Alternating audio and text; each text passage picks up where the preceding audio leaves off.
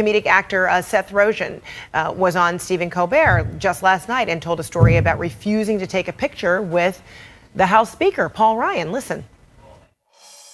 They said, our dad wants to meet you. And I turned around, and Paul Ryan was walking towards me. Oh, okay. How'd that go? Well, I didn't. My whole body puckered, as it were. I tensed up. And and I didn't know what to do. And he came over, just grabbed my hand, and I'm shaking his hand. I don't know what to do. And he said, can I have a picture with you? And I look over, and his kids are standing right there, expectantly, clearly fans of mine. And I said, no way, man. So, Jack, how do you see this? That, this divide, whether based on politics or otherwise, is really permeating everywhere. Well, but we all have a responsibility. I'd say that shows a lot about Seth Rogan. What a little punk. Now, it's ironic because he's with Stephen Colbert, whom I've been on his show when he had the Colbert Show, and actually did a vignette with him and Nancy Pelosi. Now, we don't agree philosophically, but we had this great little riding a bicycle together and sliding around the halls of Congress. And I got to tell you about Stephen Colbert. When staffers came out of their offices because, Steve Colbert was there, he gladly greeted all of them. He let some have a picture with him when it was appropriate, Democrats or Republicans. To me, while I disagree with him, that shows good personal behavior. And I think that being a nice guy still Anna, does have benefits. Well, let me say this. I actually, doesn't everyone just have the discretion of, making a decision, making a call like that? They have let me tell you, okay, Jack, it's my turn. Let me tell you this. I actually didn't know you were going to play this, but I was actually there when that happened. That happened at the Romney retreat in Park City, Utah, a couple of weeks ago. Seth Rogan was there, not for politics. He was there to talk about Alzheimer's and Alzheimer's research, which is something that affects his family directly, and he has been raising funds for and raising awareness for. Paul Ryan was there with his wife, Jana, who's a friend of mine, with his 2 kids. And look, I think we go back to the same issue. You've got to respect people. You've got to respect people. He was not disrespectful, but you've also got to respect people's conscientious objections to being associated with somebody that they find objectionable and offensive. This is America. We don't have to take a picture with somebody that we don't respect and that we don't like. He was fine. He was nice. He was courteous. He spoke for over an hour to a room of Republicans, mostly Republicans. Anna, okay, and you got your point.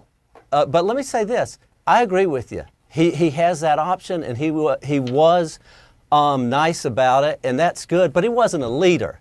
Now, Bono, who comes to Congress quite often to lobby for overseas foreign aid, good stuff that he has found Democrat and Republican responsiveness to, because even though he's a hardcore liberal, he's worked with many Republicans because he's shown leadership. And he's saying, those are different examples. That's a trying to get something done or trying to accomplish it. Well, let me say, I chaired the committee that somebody funded who is saying, I don't Alzheimer's want my image to be used, to help advance someone else's agenda or thing. So those are totally different things. Paul Ryan is a big boy. Paul Ryan knows that this comes with, membership has its privileges and it has its costs. Right. And Paul Ryan took it in stride.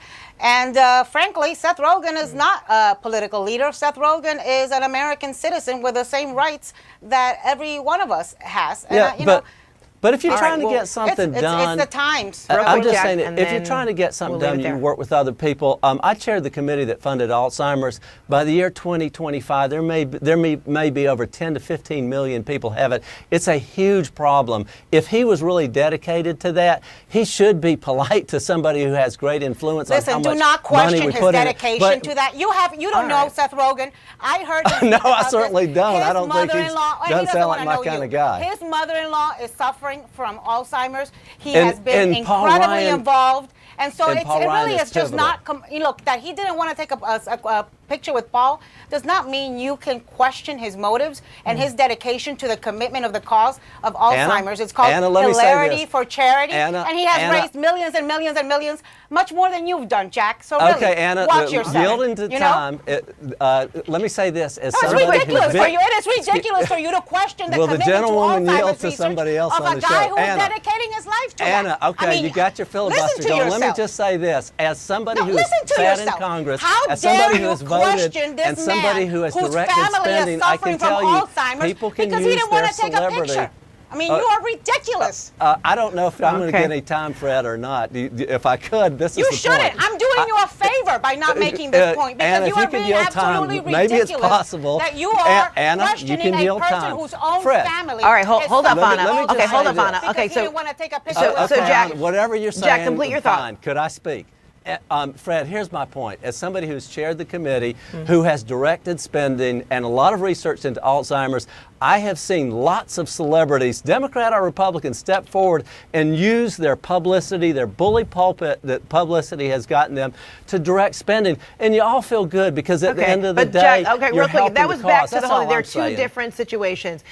There's the goal of trying to get something done and saying, okay, I'm going to work with people on both sides, et cetera, and then there is this spontaneous moment comes up. I just made a choice, that I don't necessarily want to be used as an advocate or show that I am in step with anybody's position because, I don't know how this imagery is being used. So it looks like there were two, these are very different examples that we're using here. But bottom line is, some folks are expressing themselves vociferously. Some are doing it very quietly because we are at a place where it's very clear there is a great divide on so many issues and so many levels. I appreciate you both. Thank you. Ana Navarra, Jack Kingston, thank you so much.